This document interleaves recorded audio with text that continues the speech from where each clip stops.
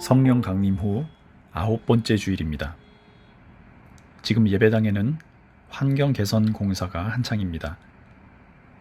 아무 사고 없이 안전하게 마무리될 수 있도록 기도해 주시고, 지금 예배로 모인 곳마다 우리 주님의 은총과 보호하심이 깃드시기를 주님 이름으로 축복합니다. 이제 마음을 정돈하시고 함께 기원하심으로 예배를 시작하겠습니다. 우리 영혼이 여호와를 바라미요 그는 우리의 도움과 방패시로다. 우리 마음이 그를 즐거워하며 우리가 그의 성호를 의지하였기 때문이로다. 여호와여, 우리가 주께 바라는 대로 주의 인자하심을 우리에게 베푸소서. 좋으신 하나님, 지난 한 주간도 평안 중에 인도하심을 감사합니다. 오늘도 선한 목자이신 주께서 기르시는 양처럼 주님의 음성을 듣고자 이렇게 한자리에 모였습니다. 예배하는 모든 가정, 모든 자녀들에게 풍성하고 신령한 하늘의 양식을 먹여주시고, 쉴만한 물가에 평안히 누워 쉼을 얻는 은혜를 허락하옵소서. 찬송하며 기도할 때 우리의 지치고 상했던 영혼이 위로받게 하시고, 지혜의 영으로 찾아주셔서 성령께서 주시는 새 생명으로 가득하게 하옵소서. 우리의 욕심으로 가득한 잔은 비우게 하시고, 빈 잔은 다시 주님 주시는 영생과 기쁨으로 넘쳐나게 하옵소서.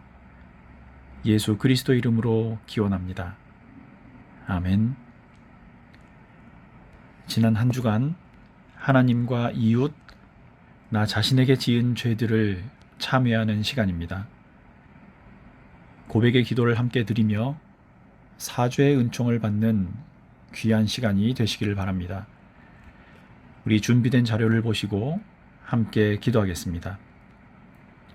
주님, 우리는 말과 행실로 주님과 이웃에게 죄를 지었습니다.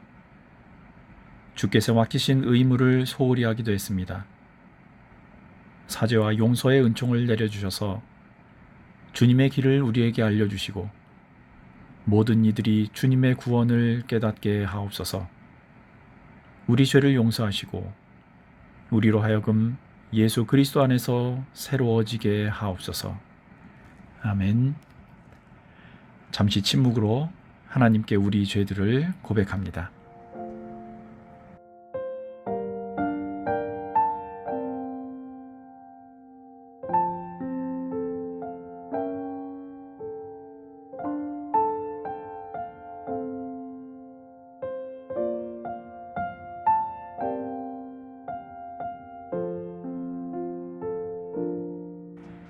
교우 여러분, 고린도후서 5장 16절 이하에 기록된 하나님의 용서와 위로의 말씀입니다. 그러므로 이제부터 우리는 아무도 육신의 잣대로 알려고 하지 않습니다.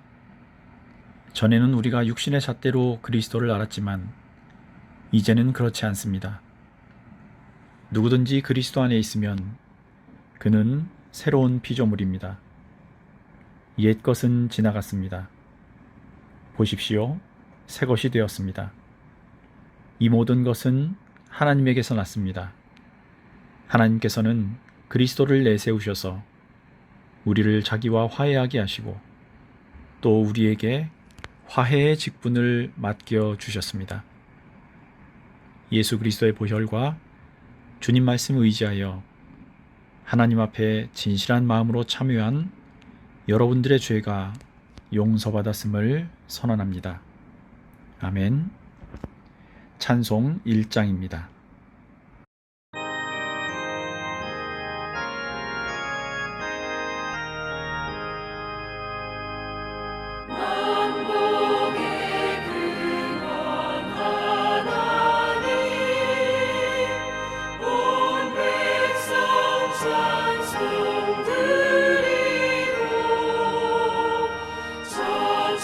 천천사여 찬송하세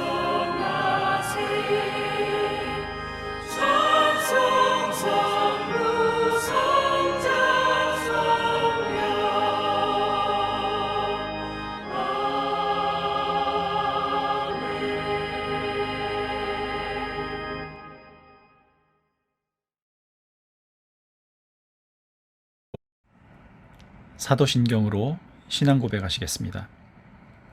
전능하사 천지를 만드신 하나님 아버지를 내가 믿사오며 그 외아들 우리 주 예수 그리스도를 믿사오니 이는 성령으로 잉태하사 동정녀 마리아에게 나시고 본디오 빌라도에게 고난을 받으사 십자가에 못 박혀 죽으시고 장사한 지 사흘 만에 죽은 자 가운데서 다시 살아나시며 하늘에 오르사 전능하신 하나님 우편에 앉아 계시다가 저리로서 산 자와 죽은 자를 심판하러 오시리라.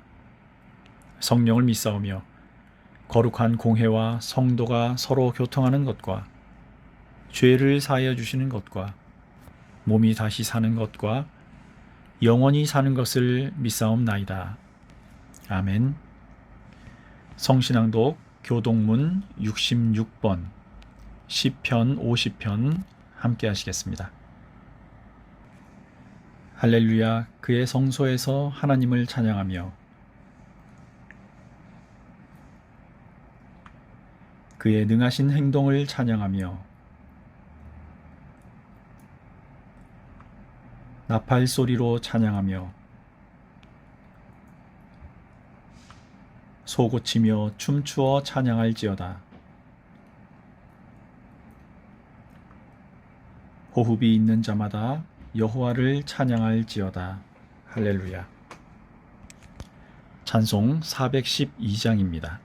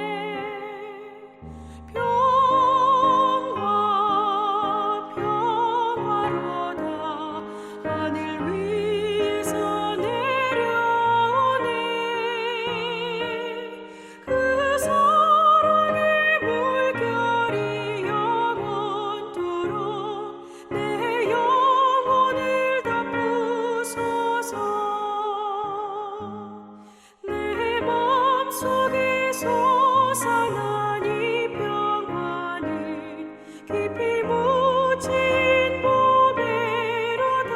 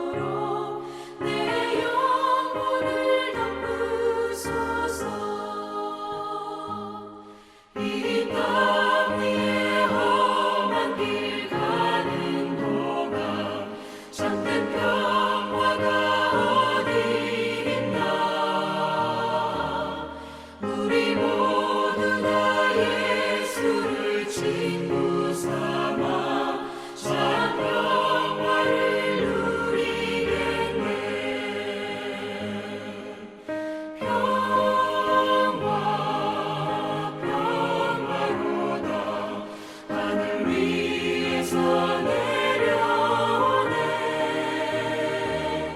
그 사랑의 물결이 영원토록 내 영혼을 덮으소서.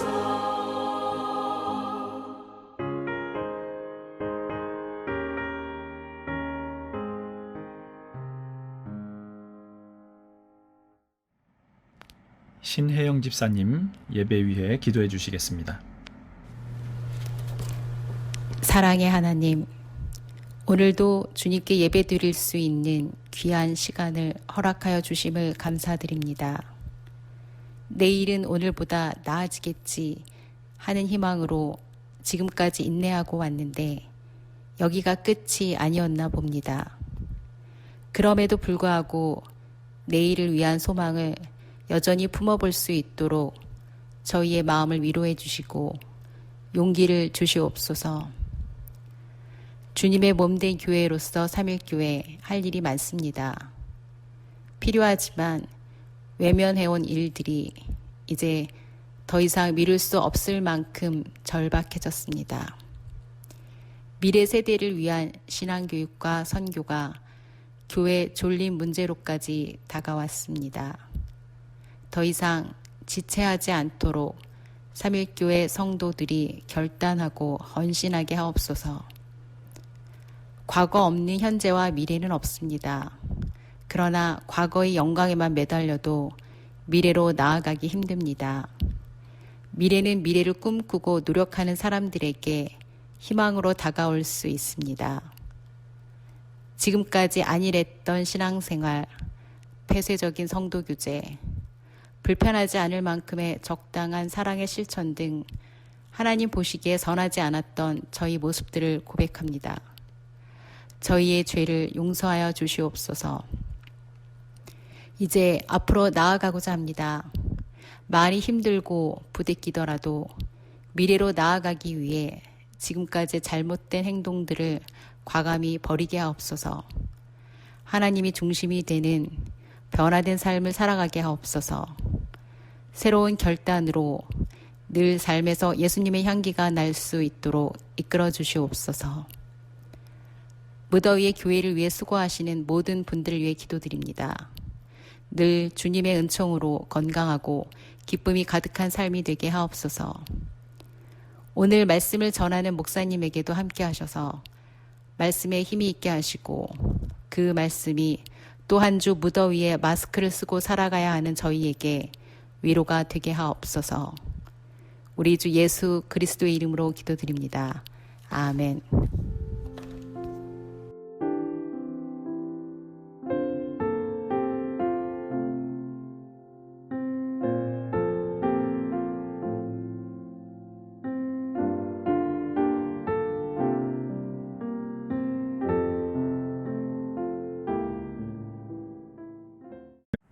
오늘 우리에게 주시는 하나님의 말씀입니다. 신약성경 로마서 12장 14절에서 21절입니다. 우리 한 목소리로 주신 말씀 받들어 읽겠습니다. 너희를 박해하는 자를 축복하라. 축복하고 저주하지 말라. 즐거워하는 자들과 함께 즐거워하고 우는 자들과 함께 울라. 서로 마음을 같이하며 높은 데 마음을 두지 말고 도리어 낮은 데 처하며 스스로 지혜 있는 채 하지 말라. 아무에게도 악을 악으로 갚지 말고 모든 사람 앞에서 선한 일을 도모하라. 할 수 있거든 너희로서는 모든 사람과 더불어 화목하라. 내 사랑하는 자들아, 너희가 친히 원수를 갚지 말고 하나님의 진노하심에 맡기라. 기록되었으되 원수 갚는 것이 내게 있으니 내가 갚으리라고 주께서 말씀하시니라. 내 원수가 줄이거든 먹이고 목마르거든 마시게 하라. 그리함으로 내가 숯불을 그 머리에 쌓아 놓으리라. 악에게 지지 말고 선으로 악을 이기라. 아멘. 연일 무덥고 습한 날씨가 계속되고 있습니다. 면역력이 약해지신 분들께는 좋지 않은 환경이실 텐데요. 조금 더 건강에 신경 쓰셔서 늘 강건하고 평안하게 지내시기를 바랍니다. 주님 주시는 은혜와 은총이 이 시간 각 가정에 예배로 모이신 모든 분들에게 임하시기를 주님 이름으로 축복합니다. 우리는 평안이라는 인사를 자주 건넵니다. 성경에서 말하는 평안, 평화, 화목은 대부분 한 용어를 조금씩 다르게 번역한 표현들인데요. 예전 개역 한글에는 오늘 본문 18절을 할 수 있거든 너희로서는 모든 사람으로 더불어 평화하라 이렇게 번역이 되어 있었습니다. 개역 개정으로 넘어오면서 모든 사람과 더불어 화목하라 이렇게 표현이 조금 달라졌습니다. 서로에게 평안을 건네는 것은요, 그리스도인들에게 아주 바람직한 인사입니다. 특히 이 평안이라는 원어의 뜻을 알고 하시는 경우는 더욱 그렇습니다. 이 평안에 해당하는 원어는 히브리어 샬롬, 그리고 헬라어로는 에이레네를 번역한 말입니다. 가장 기본적인 의미로는 완전함이나 총체성을 뜻합니다. 동사로는 완전하게 되다, 완전하게 만들다, 끝마치다 이런 뜻을 가지고 있습니다. 샬롬, 에이레네 이 말 속에는 복지나 건강, 번영, 형통, 안전 그리고 온전한 삶 등의 모든 것들이 포함되어 있습니다. 물론 전쟁이나 분쟁의 반대인 말로도 사용이 되지만 그 의미가 단순히 인간 영혼이나 내면에만 국한되어 있는 것이 아니라 온 우주까지 다 확장되는 개념입니다. 그리고 우리의 현실이 비록 고통스럽고 견디기 어려운 날이 계속 되더라도 그 고통을 기쁨으로 승화시킬 줄 아는 사람의 내면을 가리키는 말이기도 합니다.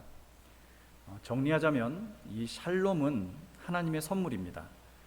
그런데 이렇게 평안하십시오, 평안을 빕니다 라는 인사를 건네는 것은요, 성경에서 개인보다는 공동체를 대상으로 더 많이 사용되었다는 특징이 있기도 합니다.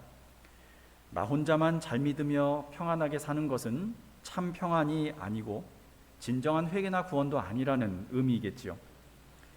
그래서 우리가 평안하십시오 라고 인사를 전하는 것은 하나님의 은혜와 손길, 자비와 긍휼하심처럼 그분의 모든 총체적인 복이 바로 그 인사를 건네는 대상에게 있기를 기도하는 것입니다. 뿐만 아니라 그 사람이 속한 모든 공동체에도 그런 복이 임하기를 기원하는 마음까지 들어 있습니다. 코로나가 지나고 교회에서 만나 다시 반가운 얼굴로 인사를 나누실 때가 있으시겠지요. 그때 이런 마음을 품고 평안하십시오 라는 인사를 건네게 되시기를 바랍니다. 그때까지 모든 가정마다 주님 주시는 평안이 가득하시기를 다시 한번 주님 이름으로 축복합니다. 오늘 함께 보신 로마서는 바울이 로마에 있는 교회에 보낸 편지로 알려져 있습니다. 바울 서신들 중에서 신약 성경에는 가장 첫 번째 배치되어 있는 성경이기도 한데요. 아마도 바울이 3차 전도 여행 중에 예루살렘으로 가기 직전에, 그러니까 고린도에 머물면서 기록한 것이라고 알려져 있습니다. 이 로마서를 바울이 기록한 목적은 크게 두 가지로 정리해 볼 수 있는데요. 첫째, 선교적인 목적입니다. 바울은 늘 자신을 이방인의 사도로 여기고 있었지요. 그래서 평소에도 로마 사람에게 복음을 전해야 한다는 이런 책임감이 굉장히 강했던 사람입니다. 정확한 기록은 없지만 바울은 로마뿐 아니라 로마를 거쳐 스페인까지 가기 위해서 이 로마 교회를 거점으로 삼아야 되겠다라는 생각을 했던 것으로 보입니다. 그래서 로마 교회도 자신의 이방인 선교 사역에 동참할 수 있도록 준비시키기 위해서 이 로마서를 기록했다는 거지요. 두 번째 목적은 이 로마 교회에 올바른 복음을 심어야 하겠다는 생각 때문입니다. 로마 제국의 수도에 있었던 교회인 만큼 그 그 잠재력이 너무 엄청나게 컸던 교회이기도 하지요. 그렇기 때문에 자신이 전하는 복음을 잘못 이해해서 다른 길을 가지 않도록 해야 할 필요성을 느낀 겁니다. 그래서 로마서는 우리 그리스도교 교리가 가진 거의 모든 영역들의 기초가 되는 성경이기도 합니다. 교회사에 가장 큰 영향력을 끼친 성경이 바로 이 로마서입니다. 그 중에 오늘 함께 나누신 12장에는 어떻게 하면 우리가 그리스도의 평안을 이룰 수 있을 것인가, 여기에 대한 구체적인 교훈들이 나옵니다. 시간이 되실 때 이 로마서를 차분하게 통독해 보실 것을 권해드립니다. 성경을 대하실 때마다 주님 주시는 지혜와 그분의 은혜가 가득하시기를, 가정마다 그리고 심령마다 가득하시기를 주님 이름으로 축복합니다. 로마서 12장 전체의 주제는 2절에 나와 있습니다. 우리 2절을 한번 보겠습니다. 여러분은 이 시대의 풍조를 본받지 말고 마음을 새롭게 함으로 변화를 받아서 하나님의 선하시고 기뻐하시고 완전하신 뜻이 무엇인지를 분별하도록 하십시오. 전체 주제는 하나님의 뜻을 분별하십시오 라는 이 2절에 있지만 14절 이하를 본문으로 오늘 택한 이유가 있습니다. 여기에는 화목, 평안, 평화를 지키려는 사람의 적극적인 태도 또는 그 방법이 소개되어 있기 때문입니다. 우리 신앙생활의 가장 기초를 들라고 하면 기도라고 할 수가 있을 겁니다. 마찬가지로 우리가 평안을 지키는 혹은 평화를 이루는 가장 기본적인 방법은 기도입니다. 그러나 기도를 열심히 했다고 해서 이 화목, 평안이 저절로 이루어지는 것은 또 아니죠. 예전에 교회에서 가르치던 초등학생 아이 하나가 어느 날 설교를 마친 저에게 찾아온 적이 있었습니다. 설교를 듣다가 고민거리가 하나 생겼다는 겁니다. 그때 설교 내용이 용서였던 것으로 기억이 나는데요. 설교를 듣는 동안에 학교에서 자기가 너무 싫어하는 아이가 계속 떠올랐다는 겁니다.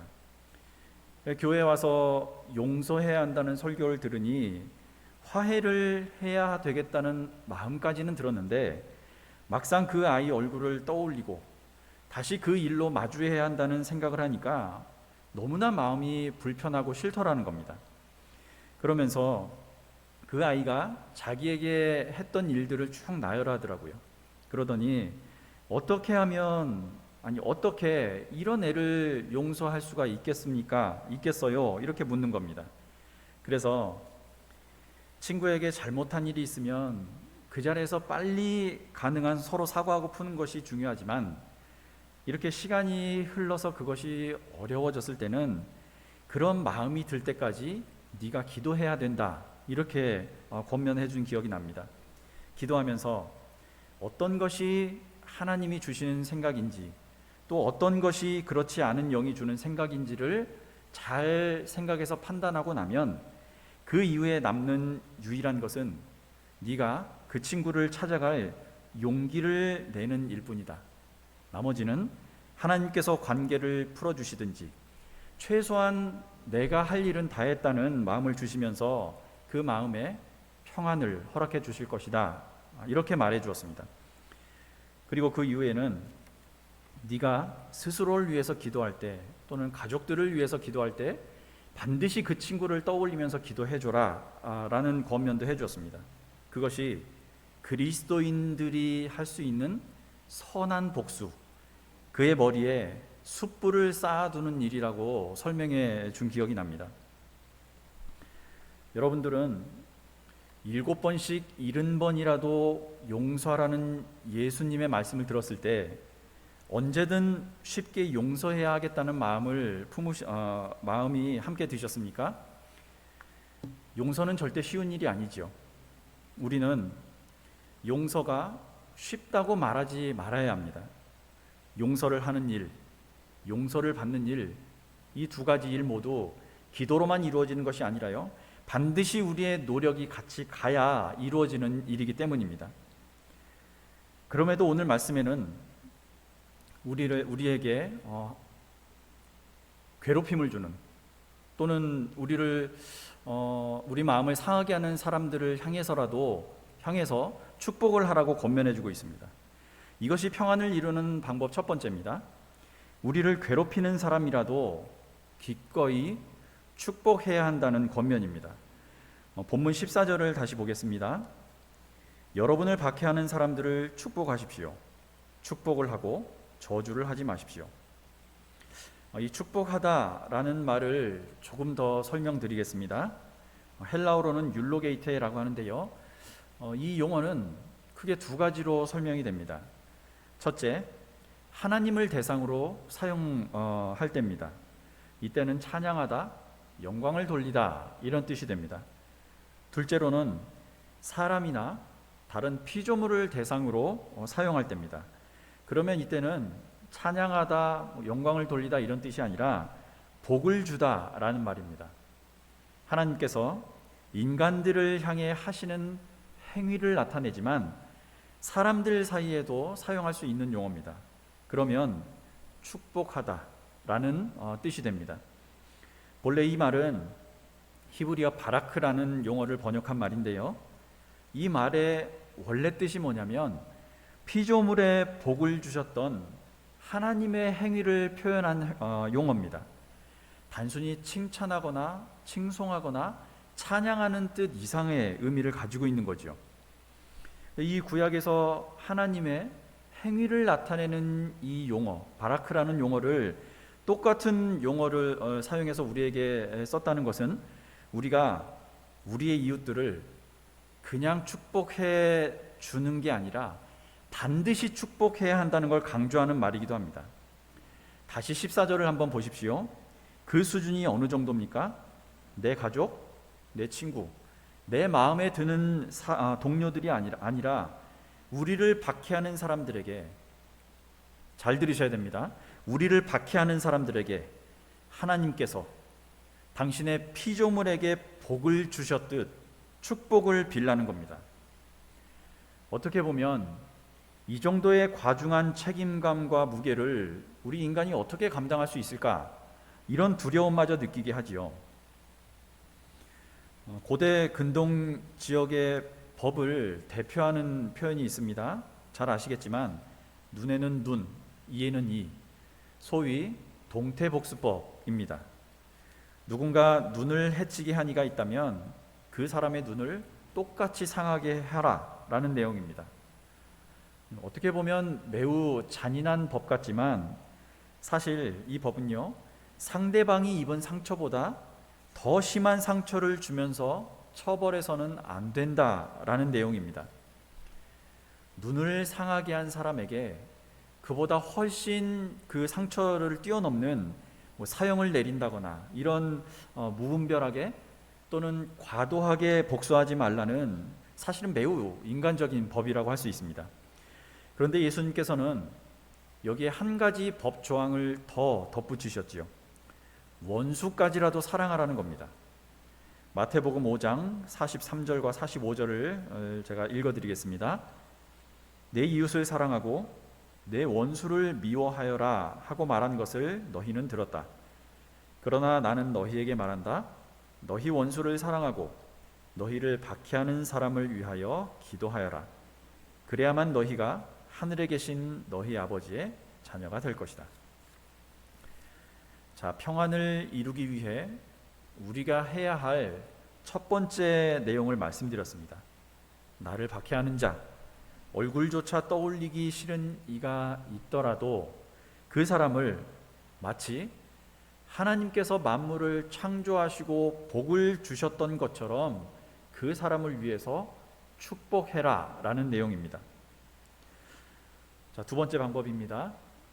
어떤 상황에서도 선을 행하는 것을 멈추지 마십시오. 14절에서 깊은 마음을 품고 원수라도 축복하라는 이 명령은요, 17절에서 조금 더 구체적이고 실천적인 방법으로 드러납니다. 17절을 읽어드리겠습니다. 아무에게도 악을 악으로 갚지 말고 모든 사람이 선하다고 생각하는 일을 하려고 애쓰십시오. 나에게 손해를 끼치거나 해코지를 한 자에게는 더 큰 보복을 해야 직성이 풀리는 것이 인간의 마음이죠. 층간소음에 보복하기 위해서 스피커를 따로 구입해서 천장에 붙여놓고 큰 소리로 틀어 놓아야 분노나 증오가 잦아드는 시대입니다. 오죽 견디기 힘들었으면 그런 방법까지 생각했을까라고 이해는 되지만 설교를 준비하다가요, 인터넷에 층간소음 보복템이라는 말을 검색해 보니까 그 종류가요, 고무망치에서부터 골전도 스피커까지 검색 결과만 2만 개가 넘게 나왔습니다.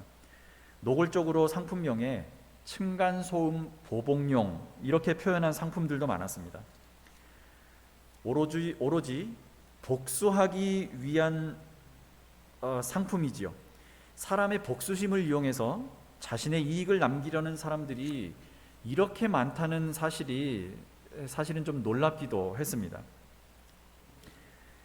그러나 성경은 누군가를 심판하는 권리는 하나님께만 있는 것이라고 교훈합니다. 악을 행했다고 해서 그 사람이 했던 똑같은 악으로 대항하며 갚는 행위는 심판자이신 하나님께 대적하는 행위, 도전하는 행위라는 겁니다. 저는 하나님의 의로우심과 심판을 믿지 못하겠습니다. 제가 직접 심판자가 되어서 그 당한 악을 그대로 갚아줄 겁니다. 하나님은 우리 일에 신경 쓰지 마시고 하늘에서나 왕노릇 하십시오. 땅의 일은 우리가 책임지겠습니다. 이런 마음이죠. 그러면 그리스도인들은 어떻게 해야 하는가? 17절 말씀에 의하면 그리스도인은 모든 사람이 선하다고 생각하는 일을 하려고 애쓰는 사람으로 남아야 한다라고 교훈합니다. 우리는 어떤 상황에 처해 있건 끝까지 선한 일을 하려는 노력을 잃지 말아야 됩니다. 그 수준은요, 하나님께는 물론 사람들에게까지 인정을 받는 데까지 가야 됩니다. 어떻게 그렇게 살 수 있습니까? 여기에 대한 지혜자의 잠언을 한번 보십시오. 잠언 3장 3절에서 4절입니다. 인자와 진리를 저버리지 말고 그것을 목에 걸고 다니며 너의 마음속 깊이 새겨두어라. 그러면 하나님과 사람 앞에서 내가 은혜를 입고 귀중히 여김을 받을 것이다. 고린도후서 8장 21절 말씀도 한 곳 더 보겠습니다. 우리는 주님 앞에서뿐만 아니라 사람들 앞에서도 좋은 일을 바르게 하려고 합니다. 자, 화목과 평안을 이루는 방법 두 가지를 말씀드렸습니다. 첫째, 저주를 저주로, 악을 악으로 갚지 말고 축복하십시오. 그 수준은 어떻게 하랍니까? 하나님께서 피조물에게 복을 주셨던 것 같은 마음을 품고 축복하십시오. 둘째, 선한 일에 힘쓰십시오. 선한 행실로 하나님뿐 아니라 사람들에게까지 반드시 인정을 받으셔야만 합니다. 라는 내용이었습니다. 자, 화목하고 평안하게 사는 방법 세 번째입니다. 모든 이들과 평화롭게 지내십시오. 18절 말씀입니다.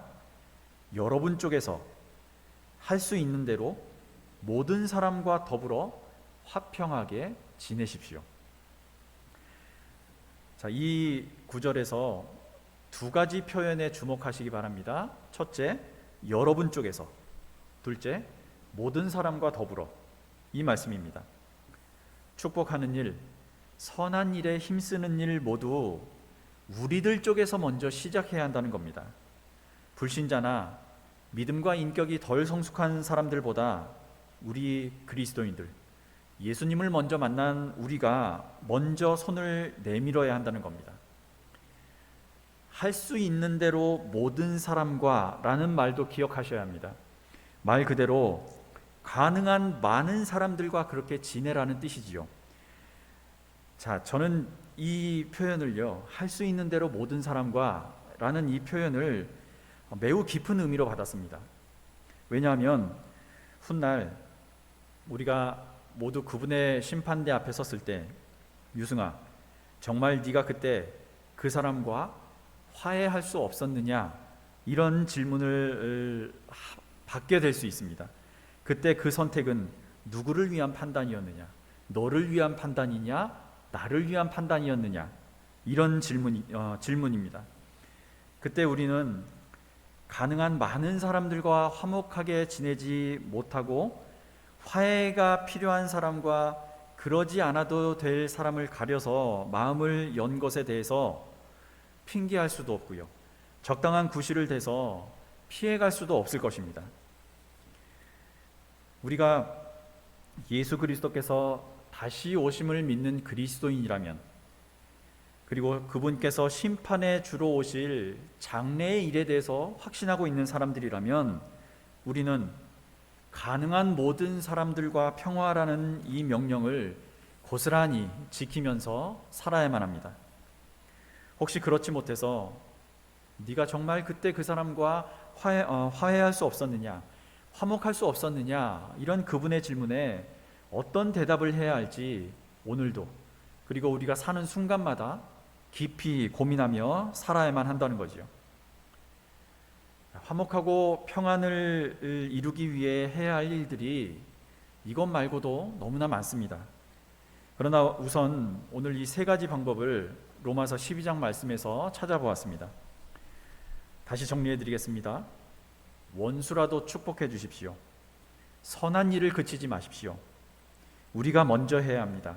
할 수 있는 한 모든 사람들에게 그렇게 해야만 합니다.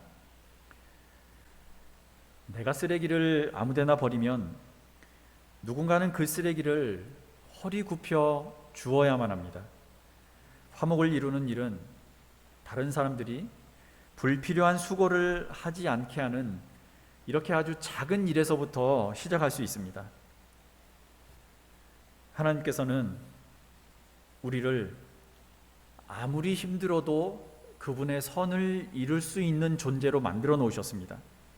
많이 축복해 주시고 무조건 선한 일을 하려고 애를 쓰시고 할 수 있는 한 모든 사람들과 화목하고 화해하며 사시기를 다짐하며 지내시기 바랍니다. 그래서 오늘도 화목의 사람, 평화와 평안의 사람으로 예수 그리스도와 함께 살아가는 성도들이 되시기를 주님 이름으로 축복합니다. 우리 욥기서 22장 21절에서 26절을 함께 묵상하며 말씀을 갈무리하겠습니다. 그러므로 너는 하나님과 화해하고 하나님을 원수로 여기지 말아라. 그러면 하나님이 너에게 은총을 베푸실 것이다. 하나님이 친히 말씀하여 주시는 교훈을 받아들이고 그의 말씀을 내 마음에 깊이 간직하여라. 전능하신 분에게로 겸손하게 돌아가면 너는 다시 회복될 것이다. 온갖 불의한 것을 내 집안에서 내버려라. 황금도 티끌 위에다가 내버리고 오빌의 정금도 계곡의 돌바닥 위에 내던져라. 그러면 전능하신 분이 내 보물이 되시고 산더미처럼 쌓이는 은이 되실 것이다.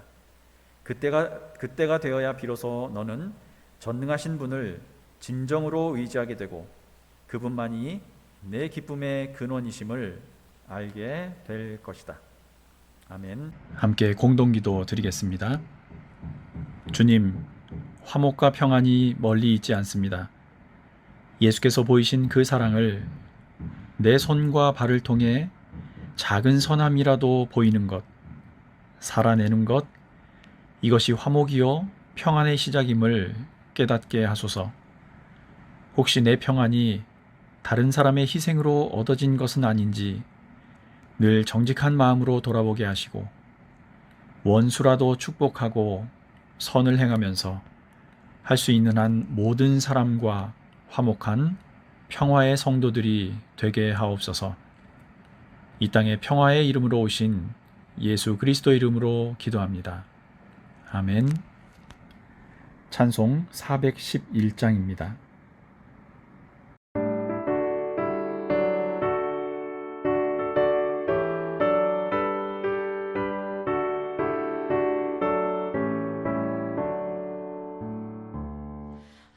내 맘속에 잠든 평화 있네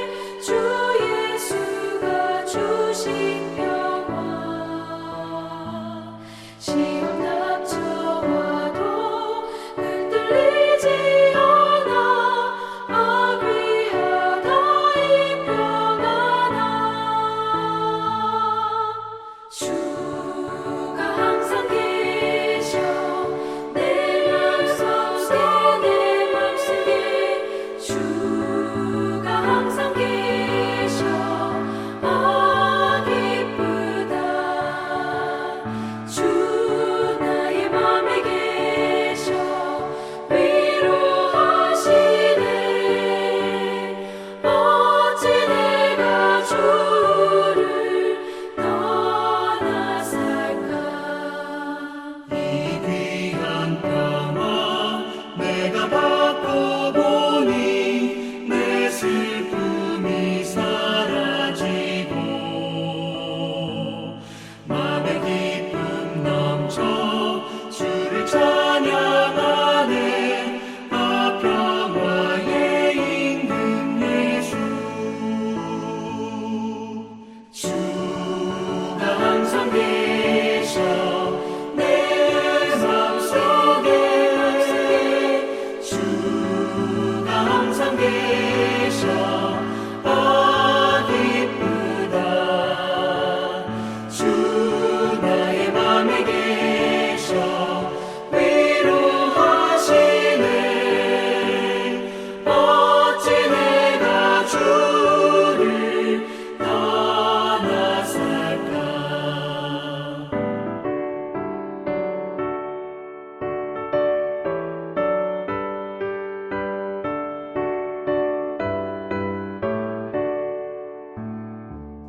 주 날개 아래 내가 서는 동안 이 보배를 빛내리라 기쁜 그날이 와 주를 만나 뵐때 그 평화 영원하리 주가 항상 항상 계셔 내 맘속에 주가 항상 계셔 기쁘다 주 나의 맘에 계셔 위로하시네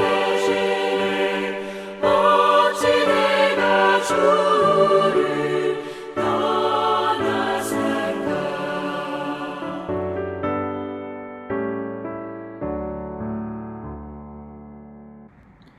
우리 한 번 더 기도하겠습니다. 날마다 우리를 지키시는 하나님, 은혜를 감사합니다. 환난 중에서도 주의 은혜와 능력을 보게 하시고 그 손길에 힘입어 다시 살 힘을 얻게 하시니 감사합니다. 특별히 저희들을 주의 일꾼으로 구별하여 불러주신 은혜를 감사합니다. 혹시 지난 한 주 살아오면서 우리의 생각이 주님의 명령보다 앞서지는 않았는지, 주님과 이웃들의 마음을 아프게 하거나 상처를 주었거나 실망시키지는 않았는지 돌아봅니다. 일그러진 관계들이 있었다면 바로잡아 다시 의로운 길을 걸을 수 있는 용기도 허락해 주옵소서. 이 땅의 회복을 위해 기도합니다. 코로나도 이겨내게 하시되 우리의 삶의 방향을 돌이킬 수 있는 참된 지혜를 이 땅에 부어주셔서 주의 공의와 정의와 평화가 강물처럼 넘치는 은혜를 맛보게 하옵소서. 주님께 귀한 정성을 올려드립니다. 드린 손길과 가정의 형편, 사업의 어려움들을 아시오니 그 마음과 소원들을 헤아려 주셔서 하늘의 복과 은혜로만 가득 채워주옵소서. 하늘의 신령한 음식과 땅에 기름진 것으로 넘치는 좋은 가정이 되게 하옵소서. 우리의 구원자 되시는 예수 그리스도 이름으로 기도합니다. 아멘. 우리 가정에서 주위 분들과 평화의 인사 나누겠습니다. 주님의 평안을 빕니다. 우리 주님의 따뜻한 위로하심과 보호하심이 가정마다 가득 넘치시기를 주님 이름으로 다시 한번 축복합니다. 잠시 교회 소식 전해드리겠습니다. 거리두기 단계에 따라서 지금 비대면 예배로 드리고 있습니다.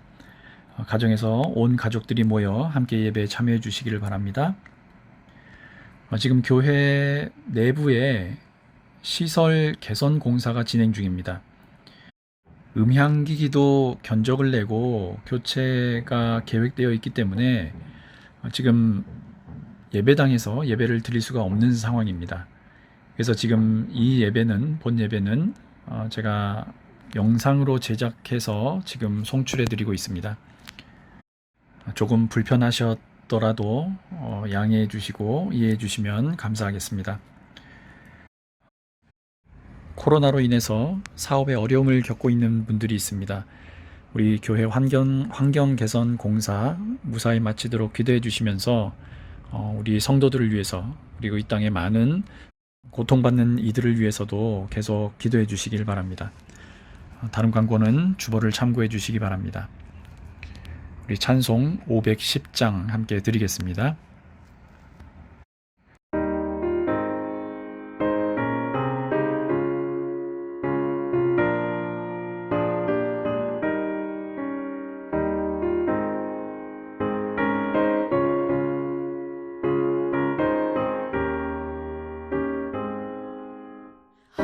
하나님의 진리 듣네 길이 길이 빛나니 우리들도 등대 되어 주의 사랑 비추세 우리 작은 불을 켜서 험한 바다 비추세 물에 빠져 헤매느니 건져내어 살리세 죄의 밤은 깊어가고 성난 물결 설렌다 어디 불빛 없는다고 찾는 물이 많구나 우리 작은 불을 켜서 험한 바다 비추세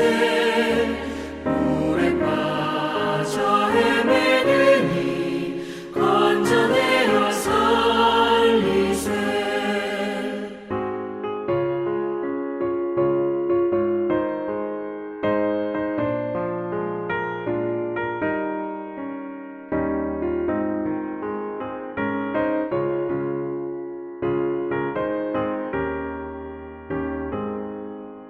너의 등불도 두어라 거친 바다 비춰라 빛을 찾아 헤매느니 생명선을 건져라 우리 작은 불을 켜서 험한 바다 비추세 물에 빠져 헤매느니 건져내어 살리세